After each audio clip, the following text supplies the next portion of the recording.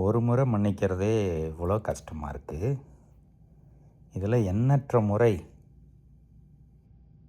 மன்னிக்க இயேசு சொல்கிறார். 7 முறை 70 முறை.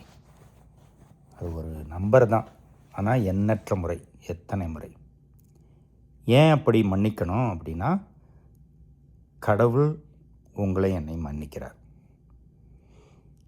ஒரு முறை இல்லை, எத்தனை முறை பாவம் செய்தாலும், எத்தனை முறை தவறு செய்துவிட்டு திரும்பி போய் கடவுளிடம் சரணடைந்தாலும் மன்னிப்பு கொடையாக கொடுக்கப்படுகிறது, அருளாக வருகிறது.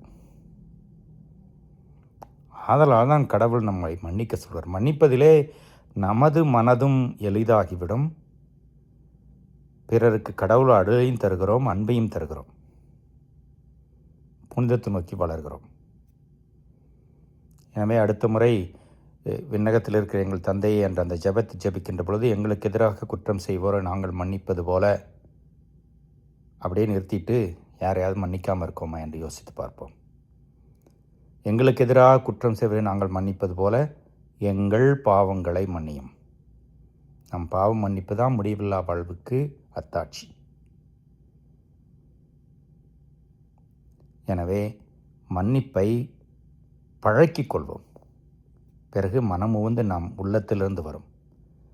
நமக்கு கடவுள் அருள் வருவது போல பிறருக்கும் அந்த அருளை கொடையாக கொடுப்பதற்கு நீங்களும் நானும் ஒரு கருவியாகி விடுவோம்.